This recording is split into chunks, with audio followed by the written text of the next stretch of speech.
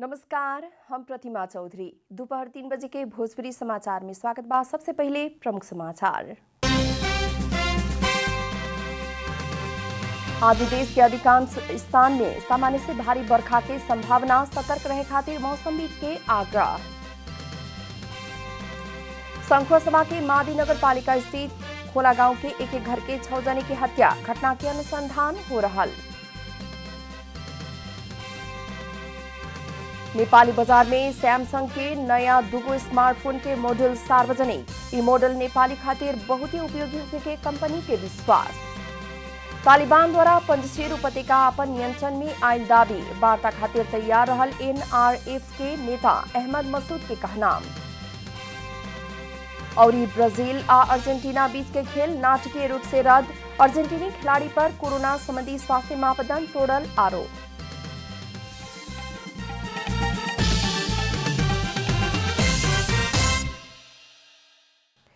आप पूरा समाचार।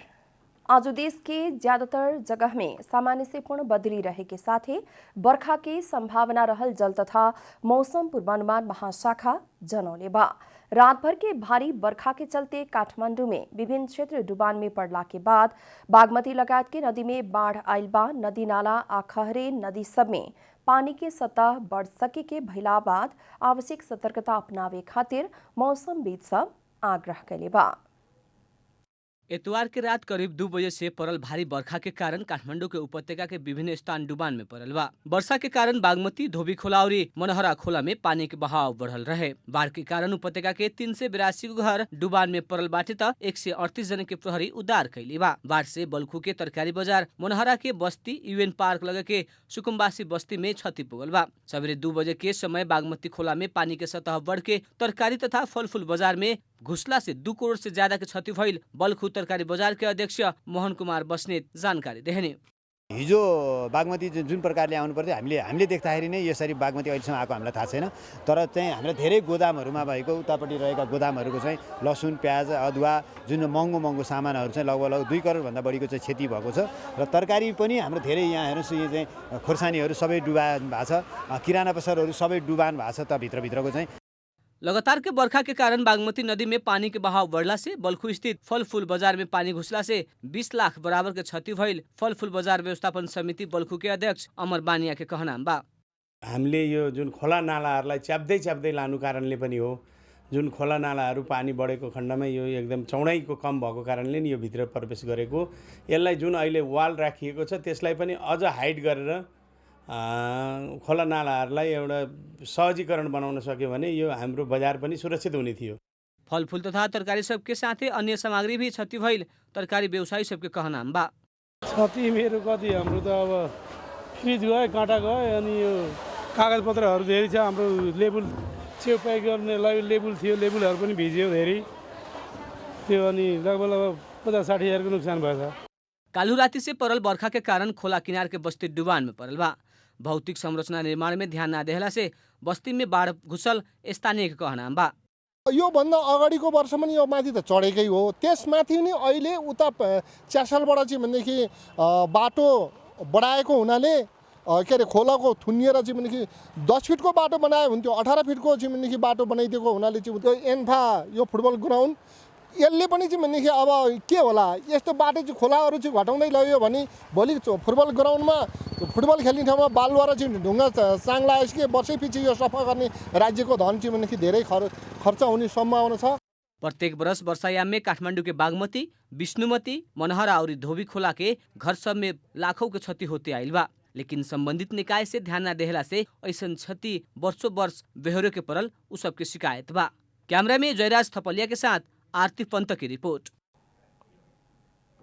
संखुवासभा के मादी नगरपालिका वार्ड नंबर 1 खोला गांव के एक घर के 6 जने के हत्या भइल बा।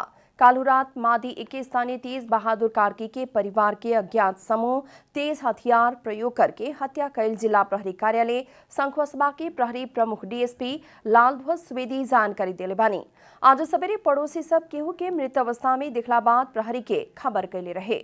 अज्ञात समूह के तेज हथियार प्रहार से स्थानीय 58 वर्ष के तेज बहादुर के माई पार्वता कार्की, पत्नी मनमया कार्की, पतो रंजना कार्की, नाती दीपक कार्की, नतनी गोमा कार्की मृत अवस्था में मिलल स्थानीय शिक्षक योगेंद्र ओझा जानकारी दिले बानी। जिला प्रहरी कार्यालय संखुवासभा के प्रहरी प्रमुख डीएसपी लालध्वज सुवेदी घटना की अनुसंधान हो रहल जानकारी देहनी। गोरखा नगर पालिका के विद्यालय सब भादो 28 गते से खुले वाला भइल बा। नगर शिक्षा समिति के बैठक से भौतिक उपस्थिति में पठन पाठन संचालन करे देवे के निर्णय कल गेल है। कोरोना के कारण बीतल 5 महीना से विद्यालय सब बंद अवस्था में बाटे।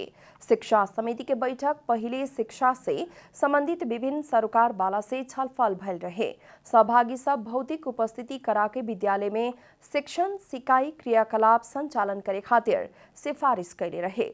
उहे सिफारिश के आधार में नगर शिक्षा समिति विद्यालय खोले के निर्णय कैलक है।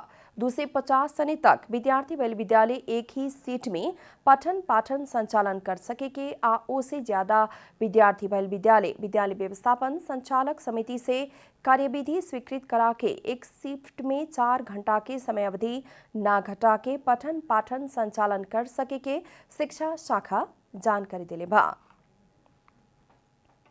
भोजपुरी समाचार में आप छोट विश्राम।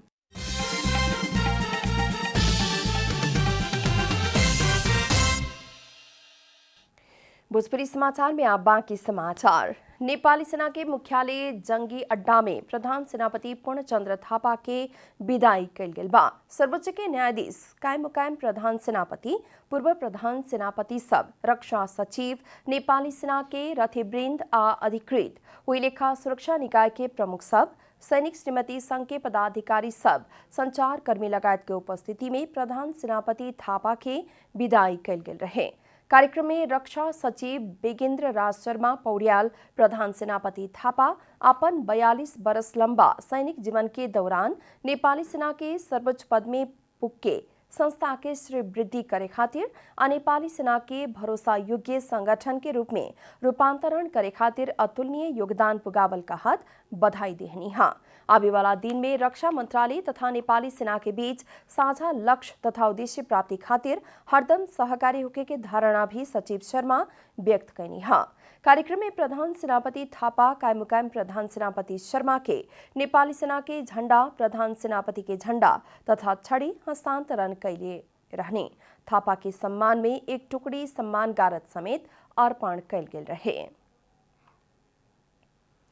नारायणहिटी दरबार संग्रहालय में आज सुनौलो बग्गी सार्वजनिक कैल गेल बा।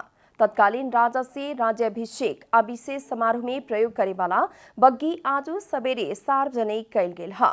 संस्कृति पर्यटन तथा नागरिक उड्डयन मंत्रालय के सचिव यादव प्रसाद कोइराला बग्गी सार्वजनिक कैनी है। आज सार्वजनिक कैल गेल बग्गी बेलायत के महारानी एलिजाबेथ 2031 साल में नेपाल सरकार के उपहार स्वरूप देले रहने। नारायणहिटी दरबार संग्रहालय के प्रमुख भेष नारायण दाहाल सुनहरा बग्गी तत्कालीन राजा वीरेंद्र के राज्याभिषेक में पहिलका बार प्रयोग कैल जानकारी देहनी है। वही लेखा दोसरका बग्गी बेलायत के बर्किंगम दरबार में बाटी वो बग्गी पर महारानी एलिजाबेथ चढ़ेली।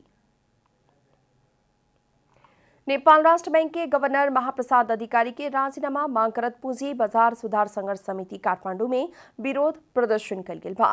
राष्ट्र बैंक नियोजित रूप में शेयर बाजार के प्रभाव करे वाला नीति लियावल कहत शेयर बाजार लगानीकर्ता के समूह राजीनामा मांग करत आज मोटरसाइकिल रैली सहित प्रदर्शन कैले रहे। समिति पूंजी बाजार के अस्तित्व ही धराप में पड़े वाला नीति कार्यक्रम सब राष्ट्र बैंक में लियला से समग्र पूंजी बाजार आगे बढ़े ना सकल आरोप लगौले बाटे। मौद्रिक नीति में राष्ट्र बैंक से लियावल गई नीति तथा पद में बैठे वाला व्यक्ति सबके गैर जिम्मेवारी से शेयर बाजार लगानीकर्ता के मनोबल गिरल कहत राष्ट्र बैंक, अर्थ मंत्रालय, धितोपत्र बोर्ड आ नेपाल स्टॉक एक्सचेंज के भी पत्राचार करके विभिन्न मांग रखले बाटे। राष्ट्र बैंक मार्जिन प्रकृति के कर्जा में लगावल 4/12 करोड़ रुपया के सीमा से पूंजी बाजार के विकास में बाधक बनल बताव दिया रहल बा। उ सब उस सीमा तत्काल खारिज करेला मांग कैले बाटे। अब आर्थिक समाचार।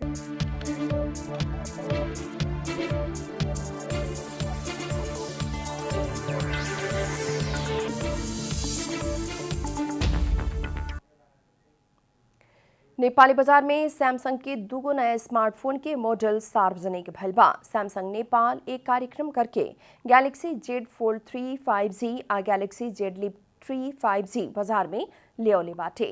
सैमसंग के ई दुनो मॉडल नेपाली खातिर बहुत ही उपयोगी होखे के कंपनी के विश्वास बाटे। आइप्याड ट्याब्लेटहरू बोकिन्थ्यो मान्छेहरूले। अब यो फोन आइसकेपछि यसलाई फोल्ड गरेर सानो रूपमा फोनको रूपमा प्रयोग गर्नुभयो।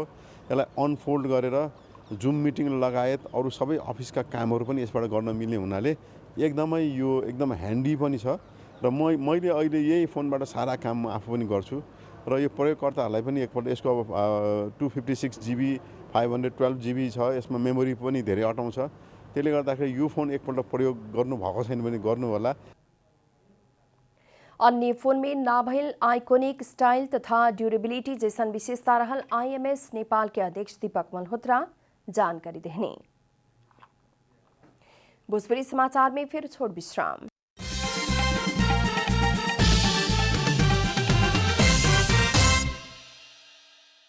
भोजपुरी समाचार में अब अंतर्राष्ट्रीय समाचार।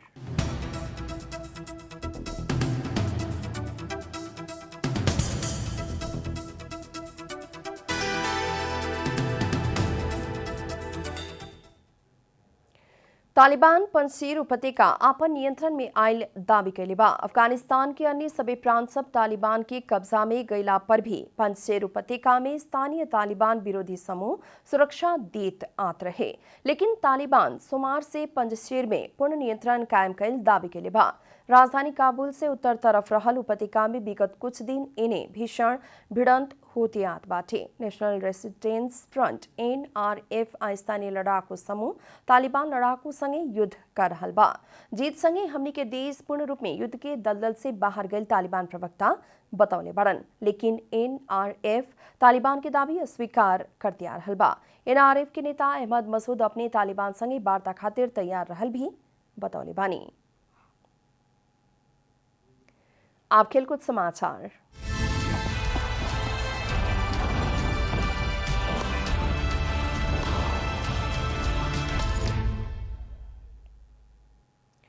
अर्जेन्टिना ब्राजील बीच फीफा विश्व कप 2022 कतार के छनौट अंतर्गत ब्राजील में शुरू भइल खेल कुछ मिनट में ही रुकला संग ही औपचारिक रूप में रद्द भइल बाटे। खेल के 7वां मिनट में ही ब्राजील के आधिकारिक स्वास्थ्य निकाय एनवीसा के प्रतिनिधि अर्जेंटीनी खिलाड़ी से कोरोना संबंधी स्वास्थ्य मापदंड तोड़ल कहत खिलाड़ी के पकड़े खुजला बाद रेफरी खेल के रोकले रहलन। खेल रोकला बाद अर्जेंटीनी टोली मैदान छोड़त बाहर निकलला संग ही रेफरी टोली भी मैदान छोड़त टनेल भीतर गए रहे। अर्जेंटीना के टोली में इंग्लिश प्रीमियर लीग खेले वाला 4 खिलाड़ी रहल। अब ब्राजील प्रवेश करे वाला बेलायत से आवे वाला जे केहू के भी 14 दिन क्वारंटीन रहे के नियम बाटे। एनवीसा अर्जेंटीना के खिलाड़ी से नियम तोड़ल कारण डिपोर्ट करे पड़े के बतौले रहे। 4 खिलाड़ी आपन विवरण लुकाइल कहत स्वास्थ्य प्रणाली के ही गुमराह में रखे के खोजल कहत ब्राजीलियन संचार माध्यम में उल्लेख कल गेल बा। नियम मुताबिक 4 खिलाड़ी देश छोड़े पड़े के या 14 दिन क्वारंटीन रहे के प्रावधान बाटे। अंत में प्रमुख समाचार फिर एक बेर। आज देश के ज्यादातर जगह में सामान्य से भारी बरखा की संभावना, सतर्क रहे खातिर मौसमविद के आग्रह। शंखसभा के मादी नगर पालिका स्थित खोला गांव के घर के 6 जने की हत्या, घटना के अनुसंधान हो रहा। नेपाली बाजार में सैमसंग के नया दुगो स्मार्टफोन के मॉडल सार्वजनिक। ये मॉडल नेपाली खातिर बहुत ही उपयोगी होके कंपनी के विश्वास। तालिबान द्वारा पंजशीर उपत्यका अपन नियंत्रण में आयल दावी, वार्ता खातिर तैयार रहल NRF के नेता अहमद मसूद के कहनाम। और ब्राजील अर्जेंटीना बीच के खेल नाटकीय रूप से रद्द, अर्जेंटीनी खिलाड़ी पर कोरोना संबंधी स्वास्थ्य मापदंड तोड़ल आरोप।